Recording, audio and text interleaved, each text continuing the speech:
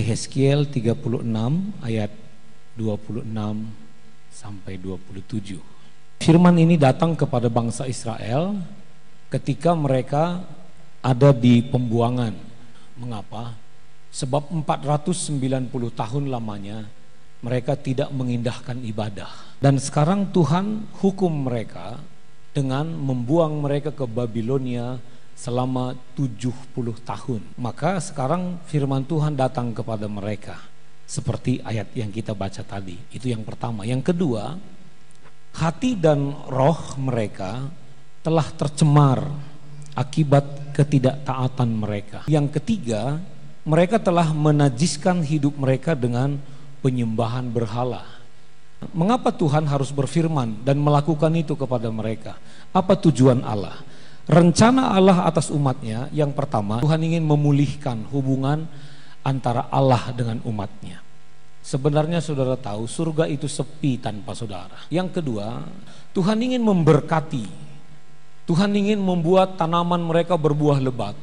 Tuhan ingin membuat tanah mereka di mana mereka bercocok tanam menjadi subur. Yang ketiga, Tuhan ingin supaya umat-umatnya itu merasa malu, sadar bahwa yang saudara miliki, yang kita miliki, yang ada pada kita sekarang, itu pemberian Tuhan. Hal yang sama terjadi di dalam perjanjian baru. 2 Korintus 5 ayat 17. Saudara adalah ciptaan baru, yang lama sudah berlalu. Sama, rohnya sudah diganti, hatinya sudah diganti. Bahkan dikatakan rohku ku berikan kepadamu, rohku ku tinggalkan kepadamu. Apa tujuan Allah? Tujuan Allah yaitu supaya kita sama dipulihkan dengan Tuhan, supaya kita diberkati. Sebab Dia berkata, aku datang dalam kemiskinan, aku yang kaya rela menjadi miskin, supaya dalam kemiskinanku engkau menjadi kaya. Sebagai seorang yang punya roh yang baru, punya hati yang baru. Untuk apa? Untuk apa? Mari kita lihat saudaraku dalam Yohanes pasalnya yang ke-15 ayat 16. Ini tujuan Allah. Saudara menjadi ciptaan baru, saya menjadi ciptaan baru. Tuhan punya kerinduan atas hidupmu dan hidupku, yaitu kita baca Yohanes 15 ayat 16. Ini kerinduan Tuhan. Dan Tuhan sudah menetapkan. Dengarkan hari ini dikatakan siapa yang dalam Kristus, dia adalah ciptaan baru. Dan ciptaan baru itu untuk apa? Sebab Tuhan yang memilih kamu, bukan kamu yang memilih Dia. Dan Dia sudah tetapkan, dengarkan saya, Dia sudah tetapkan, Dia telah menetapkan kamu dan aku telah ditetapkan oleh Allah supaya pergi, artinya melakukan sesuatu.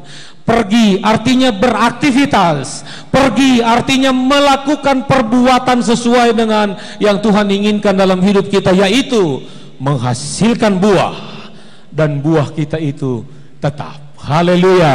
Jangan jadi anak Tuhan seperti orang Israel yang ada hidupnya diwarnai dengan persumutan dan kertak gigi, marah. Hanya itu yang ada. Tapi yang ketiga tadi, Tuhan mau supaya kita malu terhadap diri kita. Mari sadari bahwa kita ada, itu pun karena pemberian Tuhan. 3 hal yang saya temukan dalam Alkitab. Yang pertama kita baca Yeremia pasal 18 ayat 4. Yang pertama, dengarkan saya, supaya semua janji Tuhan itu nyata dalam hidup kita. Yang pertama, jadilah anak Tuhan yang bersedia dibentuk oleh Allah. Sebenarnya pembentukan Allah berulang-ulang saya katakan kepada sidang jemaat, itu butuh 40 hari saja. Ayo, jangan lagi paksakan dirimu sama seperti dunia ini, tapi berpikirlah seperti pola pikirnya Allah. Yang kedua kita baca ayatnya saudaraku, Filipi pasal 3 ayat 13 sampai 14. Berusaha lupakan masa lalu dan fokuslah kepada apa yang Tuhan janjikan buat saudara. Tuhan mau engkau berbuah dan buahmu itu tetap. Itu Tuhan mau, itu kekerinduan Tuhan. Ayo fokus ke sana. Yang ketiga terakhir yang sekarang kita baca Matius pasalnya yang ke-25 ayat 21. Dengarkan saya, yang ketiga, bersedia melangkah setahap demi setahap. Tuhan memberkati saudara setahap demi setahap.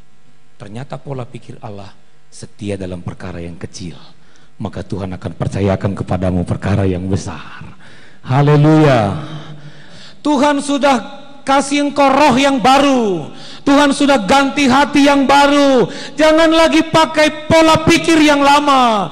Pakai pola pikir yang baru. Pola pikir yang baru apa itu? Setia dalam perkara yang kecil, maka Tuhan akan tambahkan perkara yang besar. Haleluya. Anak-anak Tuhan, jangan berpikir terlalu tinggi tanpa ada aksi sedikit pun, tetapi lebih baik berpikir sedikit dengan aksi yang nyata. Sebab dengan itu Tuhan akan memberkati engkau dengan tangannya yang kuat. Kan saya, setialah dalam perkara yang kecil.